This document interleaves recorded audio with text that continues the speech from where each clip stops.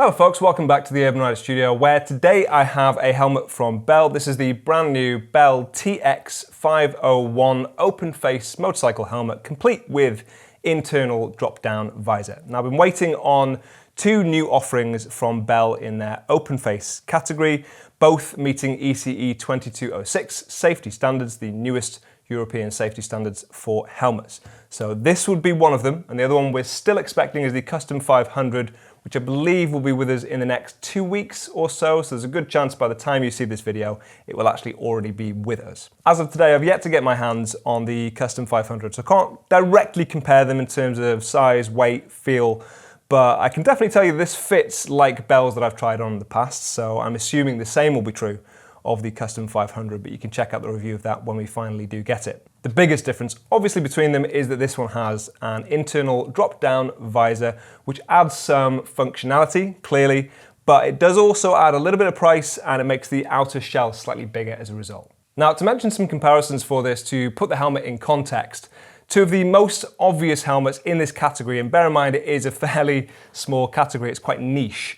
We've got the Rogue Sundown, which is £175, so it is slightly more affordable than this, but the difference in quality is noticeable, so I think this justifies the higher price tag. And the other one that springs to mind is the Shoei JO, which we've had for a long while, and I think last time I checked it was about £330, so it is more expensive than this, but again, I'd expect that with Shoei, so no major threats, I think, to this in terms of competition. I actually think the biggest threat to this helmet comes in-house from Bell themselves, and it would be this, the Bell Bruiser, which is also ECE 2206 safety standard approved, but this, crucially, comes in at £200, so it is £50 less expensive, and it has slightly more functionality in as much as you can wear it as a full face with this chin bar included, or of course you can detach the chin bar and use it as an open face. It's also got a drop-down visor, so it does make a really compelling argument. However, there are a few other differences between these helmets which I think neutralizes the threat somewhat. So first and foremost, obviously they do look very different.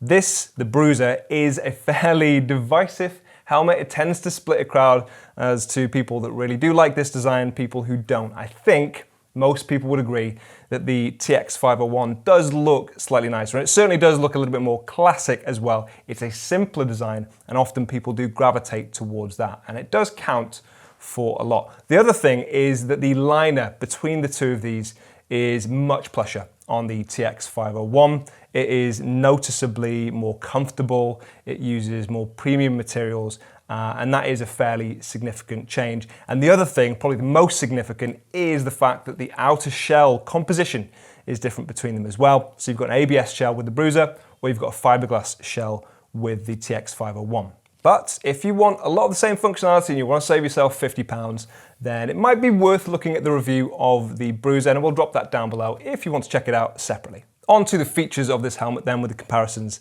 out of the way. It's just the sort of thing I mentioned because of course that comes up in the comment section down below. And if you have your own thoughts on that, feel free to drop whatever you want to down there. Now then, the helmet we've got here has a drop-down visor. It is an open face helmet. Now, something you should be aware of with helmets that include a drop-down visor is that obviously that does make the outer shell slightly larger because it needs the room for that to retract. The visor itself has a really smooth action. It does just set in two positions, so open or closed. We have tried it on with a number of the team, and the fit of the helmet in general is really nice. It fits like we'd expect Bell to. And I think they have improved their fit, for me at least, ever so slightly in the last few years. I always describe them as a slightly rounder fit, but it's almost not even worth mentioning because it is pretty universal. So I've got an intermediate oval head, in case you've never heard that term before. It means it's slightly longer than it is wide, rather than just being a round fit.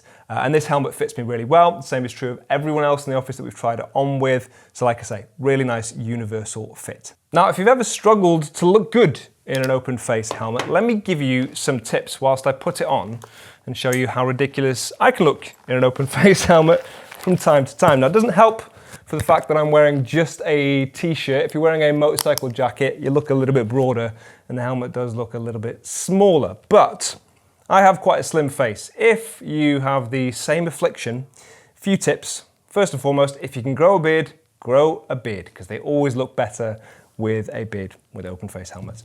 The other thing, if you can't grow a beard, is to wear a neck tube. You can pull that up. It makes your face look a little bit fuller.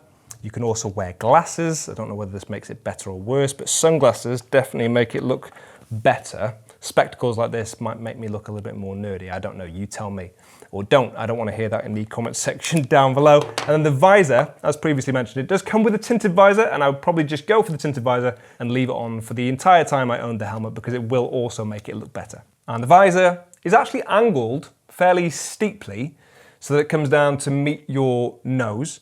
But it has got a decent amount of room in there, and it shouldn't touch your face or get in the way at all. But the fact that it is angled that way, I think, is going to help with directing airflow away from your eyes. Sometimes you'll find, and the Shoei JO is probably a good example of this, with the drop-down visor, it's great in theory, and then you get on the bike and you find that the air finds a way of whipping around the visor anyway, so the closer you can actually get it to your face, the better. It's made using a fiberglass composite shell. It has a multi-density EPS liner, and they do it in 4 different shell sizes, which is good because it means the outer size more closely matches the internal size. The extreme example is when you find a helmet with 2 different shell sizes. Often there's quite a large jump when you go up to large. You'll find that the large helmets have the same shell size as a double XL, and they just look ridiculous. Now, having said that, it is quite a big shell. Somewhat unavoidable, obviously because of that drop-down visor. If you do want a slimmer looking open face helmet, no question the Custom 500 will be a smaller looking helmet. But if you prefer the functionality of this, then I'm afraid that's something you're just gonna have to get on with. You can also tell there's a difference between the medium and the large here. So different shell sizes here, but the medium is the silver one we've got here. The large is the red, and they're quite common shell sizes, quite common helmet sizes. So just bear that in mind if you find yourself between 2 different sizes. I can tell you they fit accurately. So if you want to go for a snugger fit and a smaller shell, might be something you just want to consider. It does have ventilation. Now, being an open face, that's not necessarily the biggest problem. You obviously get a lot of airflow through because it is so open on the front. That's one of the reasons people really like this style of helmet, especially if you're just riding through town or doing lower speed stuff and you just want a hassle-free, easy helmet to throw on. That's where open face helmets are great. But you've also got this Venturi vent on the back there, which helps suck the air out the reverse. There isn't anything specifically on the front. You can't see any vents in there, but there is a noticeable gap on the top of the helmet between that and the EPS liner, so you can see airflow is going to get directed through there, especially if you've got the visor down as well. It's going to help direct that and channel it up and over. And you can see if you take out the liner, actually there is a channel inside for that airflow to come through. I believe they call it velocity flow ventilation. Around your neck you have a micrometric strap system. So this is basically just a buckle, but actually quite a premium one. Sometimes you'll find with this type of buckle, it's plastic. This is actually metal, so it feels really nice in the hands. Feels pretty solid as well. And some people do prefer the double D-ring closure system. This is a lot easier to use. Or I guess some people find the double D-ring actually easier than this, but it is, once you get used to it, really, really simple to just pull on that tab there and open the helmet up at the bottom. You can also see the fully removable synthetic leather comfort liner, and it is really nice, plush, premium feeling. It's great that it's colored and accented as well. It offsets nicely with the rest of the color. I like the fact you've also got that following through with the Bell logo, which is stitched around the edge there. I think my favorite probably is the maroon that you can see on the silver. That really does blend nicely with the rest of the color and design. And there you go, it just adds a bit more variety in the open face category, and it will feature in our favorite open face helmets for this year, as will the Custom 500, because that has been one of our favorites for a long time. It's great to see that one back. Let us know what you think of this in the comment section down below. All the links I mentioned can be found in the description. I'll see you soon. Bye.